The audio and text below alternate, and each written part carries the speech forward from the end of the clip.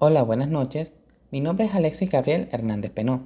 Soy estudiante de la carrera de Ingeniería Química del Instituto Universitario Politécnico Santiago Mariño, Extensión Polamar, ubicado en la isla de Margarita, Estado Nueva Esparta, Venezuela. El día de hoy les hablaré acerca de uno de los aspectos más resaltantes sobre los balances de energía. Primero que nada, al diseñar un proceso no solo se requiere hacer un estudio de materiales, capacidad de las unidades, conectividad y demás aspectos involucrados e imprescindibles para ello. Es preciso tomar en consideración las cantidades de materia que serán tratadas en dichas unidades y que serán transformadas en otro producto, así como el consumo o producción energético asociados al proceso en cuestión. Este último aspecto gana relevancia actualmente, ya que, por diversas razones, se viene buscando el ahorro de energía a nivel mundial, más aún cuando la misma proviene de recursos naturales no renovables, como el gas, el petróleo, entre otras sustancias, de alto costo para la mayoría de los países. Es por esta razón que un ingeniero debe conocer y saber determinar los requerimientos energéticos de algún proceso que esté diseñado o estudiando.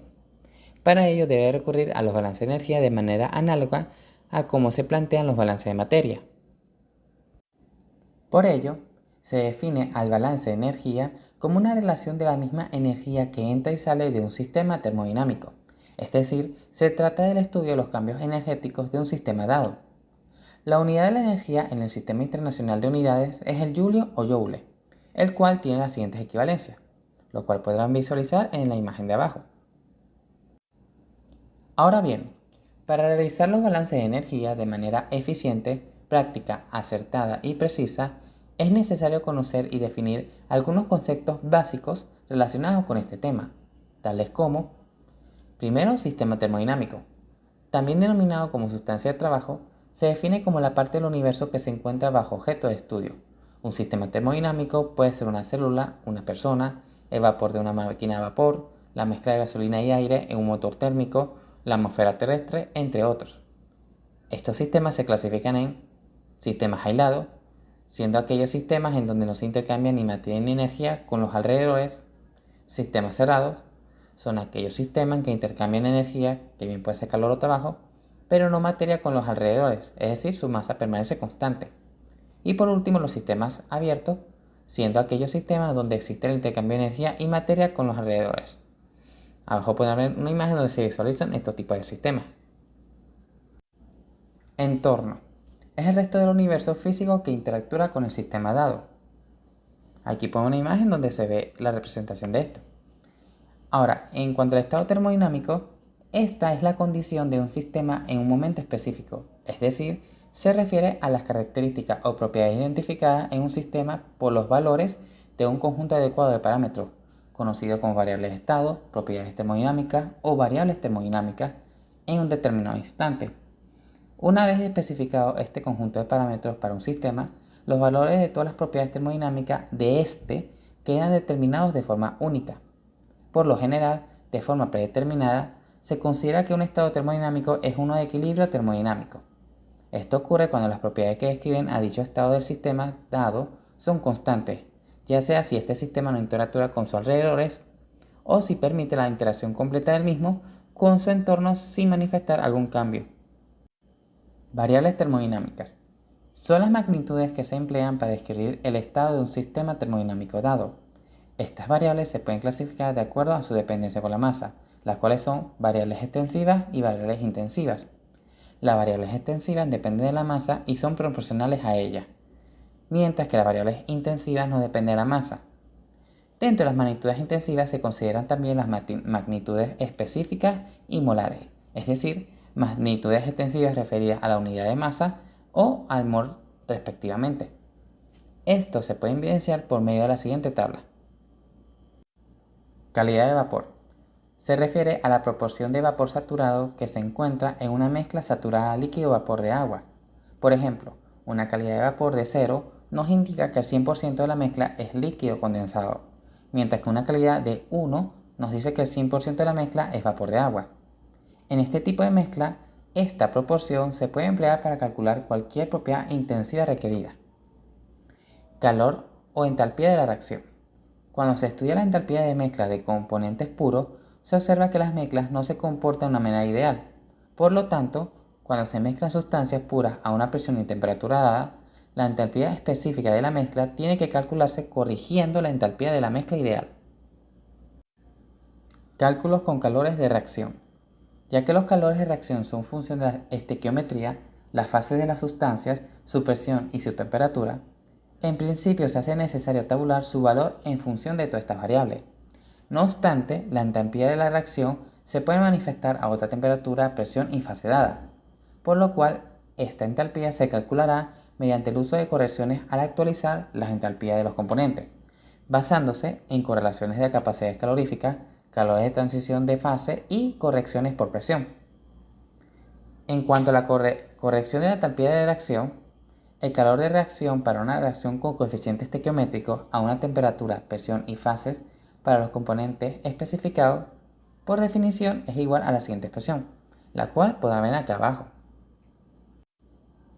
Función de estado. Es una propiedad de un sistema termodinámico que depende solo del estado del sistema y no de la forma en que el sistema llegó a dicho estado. Por ejemplo, la energía interna, el volumen, la presión, la entalpía, la entropía y la energía libre de Gibbs son funciones de estado. Lo cual, aquí está un ejemplo claro de esto por medio de la siguiente imagen. Por otro lado, el calor y el trabajo no son funciones de estado, ya que su valor depende del tipo de transformación que experimenta un sistema dado desde su estado inicial a su estado final. Proceso termodinámico. Se refiere a la evolución o al cambio de unas determinadas variables termodinámicas manifestadas en un sistema termodinámico dado, valga la redundancia.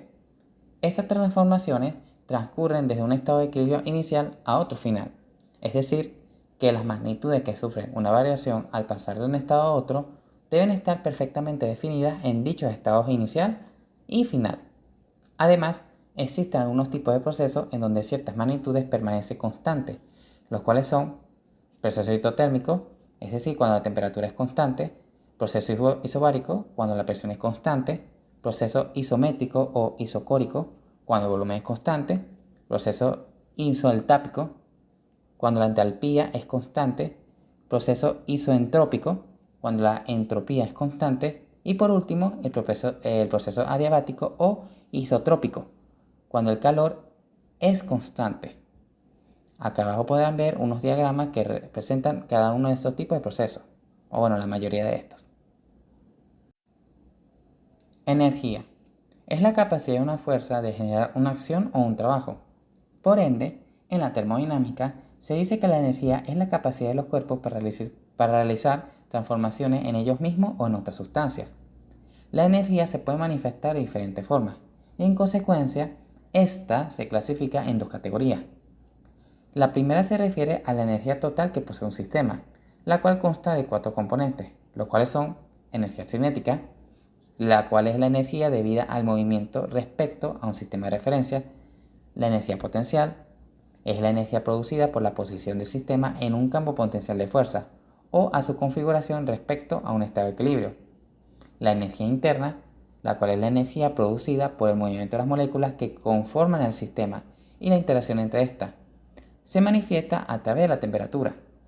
Y por último, la entalpía, que es la cantidad de energía que un sistema termodinámico intercambia con su medio ambiente en condiciones de presión constante, es decir, la cantidad de energía que el sistema absorbe o libera a su entorno en procesos en los que la presión no cambia. En cuanto a la segunda categoría, esta se refiere a la energía que se transfiere entre el sistema y sus alrededores, las cuales son calor y trabajo.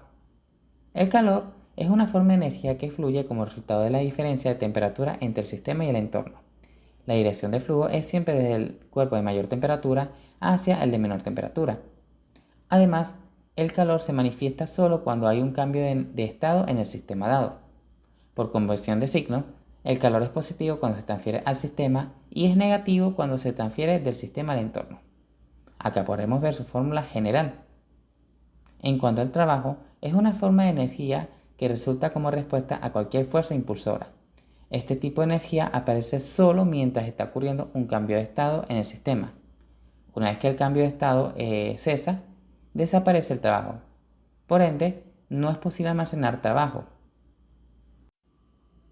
La ley de la conservación de la energía. Esta ley afirma que la cantidad total de energía en cualquier sistema físico aislado permanece invariable con el tiempo, aunque dicha energía puede transformarse en otra forma de energía. En resumen, la ley de la conservación de la energía afirma que la energía no se crea ni se destruye, solo se transforma. Un ejemplo de esto es cuando la energía eléctrica se transforma en energía térmica en un calefactor. Acá bien podremos ver su ecuación general de esta ley.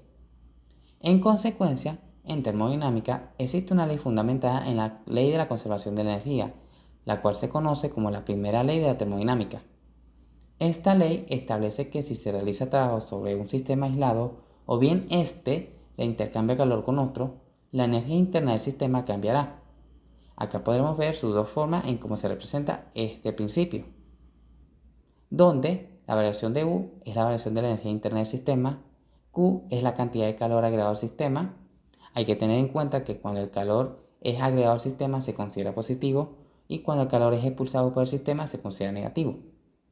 Y W representa al trabajo realizado por el sistema.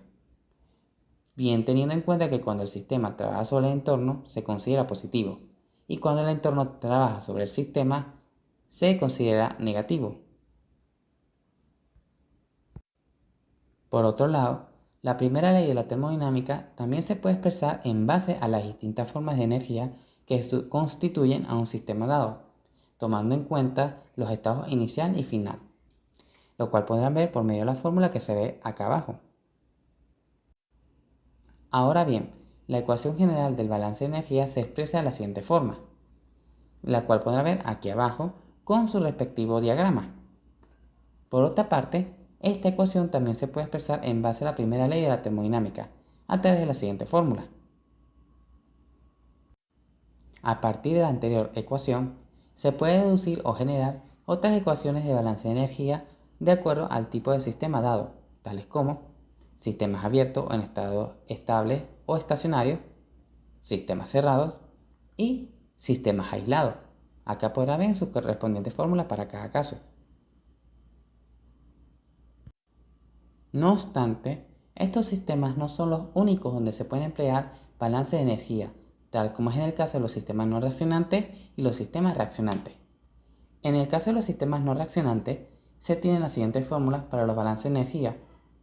Para los sistemas cerrados tenemos estas dos ecuaciones que vienen siendo la misma, pero expresadas de diferentes maneras.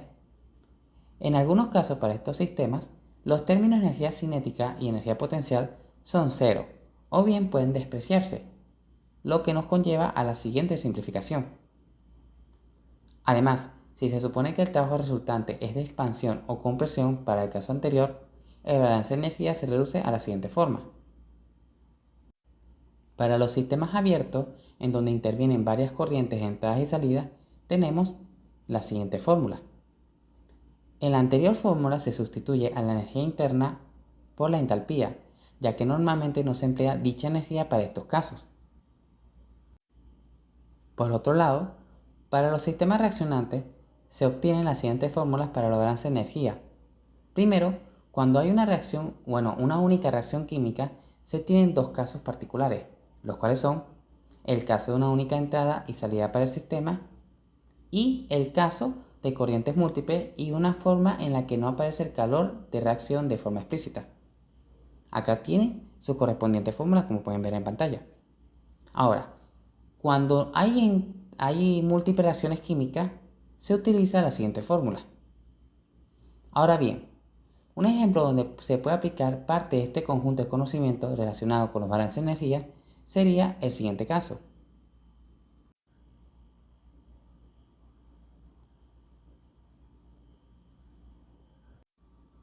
Ahora, la solución del anterior ejercicio sería la siguiente. Primero, se analizan las condiciones o características presentes en el sistema termodinámico planteado por el enunciado anterior, las cuales son: primero, es un sistema abierto en estado estacionario.